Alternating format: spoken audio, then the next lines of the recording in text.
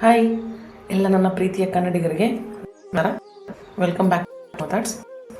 ಇವತ್ತು ನಾವು ನಿನ್ನ ಹಿಂದೆ ಅನ್ನೋದನ್ನ ಬಗ್ಗೆ ಅಂದರೆ ನಮ್ಮ ಹಿಂದೆ ನಮ್ಮ ಮುಂದೆ ಚೆನ್ನಾಗಿರ್ತಾರೆ, ನಮ್ಮ ಹಿಂದೆ ಏನು ಮಾತಾಡ್ಕೊತಾರೆ ಅನ್ನೋದ್ರ ಬಗ್ಗೆ ನಾವು ಮಾತಾಡ್ಕೊಳ್ಳೋಣ.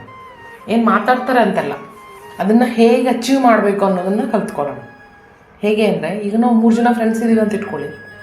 ಅದ್ರ ಬಗ್ಗೆ ಅವರು 3 ಜನ ಇರೋವಾಗ ಒಂಥರ ಮಾತಾಡ್ಕೊತಾರೆ, ಒಬ್ಬರು ಮಾತ್ರ ಅಲ್ಲಿಂದ ಹೊರಡಿದ ಮೇಲೆ ಇವರಿಬ್ಬರು ಅವ್ರ ಬಗ್ಗೆನೇ ಮಾತಾಡ್ಕೊತಾರೆ. ಮಾತಾಡಲ್ಲ ಅಂತ ಮಾತ್ರ ಅಂದ್ಕೊಳ್ಬಾರ್ದು, ಖಂಡಿತ ಮಾತಾಡ್ಕೊತಾರೆ. ಆ ಥರ ಸಿಚುವೇಶನ್ಸ್ ಇದೆ ಇವಾಗ ಖಂಡಿತ.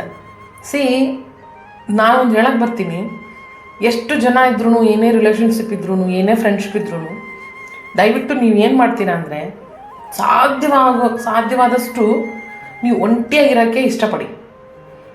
ಜಾಸ್ತಿ ಫ್ರೆಂಡ್ಶಿಪ್ ಮಾಡಿಬಿಟ್ಟು, ಜಾಸ್ತಿ ರಿಲೇಷನ್ಶಿಪ್ ಒಳಗಡೆ ಹೋಗ್ಬಿಟ್ಟು ಮಾಡಬೇಕು, ಸದ್ಯಕ್ಕಿರೋದ್ರಲ್ಲಿ ಮಾಡಬೇಕು, ಹೋಗಬೇಕು, ನಡಿಬೇಕು. ಬಟ್ ನಿಮ್ಮ ಮನಸ್ಸಲ್ಲಿ ನೀವು ಒಂಟಿಯಾಗೇ ಬದುಕ್ರಿ.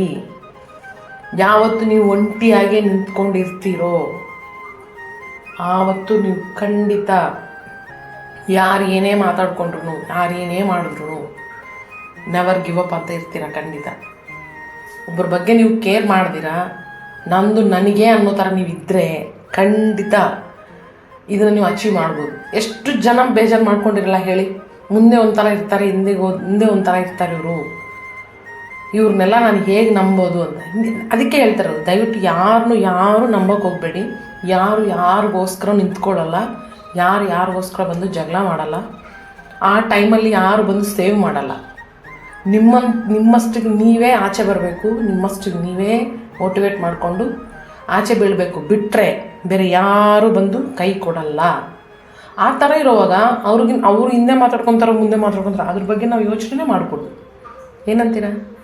ಒಂದು ಮಾತ್ರ ನೆನ್ಪಿಟ್ಕೊಳ್ಳಿ, ಯಾವತ್ತಾರೂ ಸರಿ ನಿಮ್ಮ ಹಿಂದ್ಗಡೆ ಮಾತಾಡ್ತಾ ಇದ್ದಾರೆ ಯಾರು ಅಂತ ಅಂದ್ಕೊಂಡ್ರೆ ಅವರು ನಿಮ್ಮ ಹಿಂದೆ ಇದ್ದಂಗೆ, ನೀವು ಅವ್ರ ಮುಂದೆ ಇದ್ದಂಗೆ.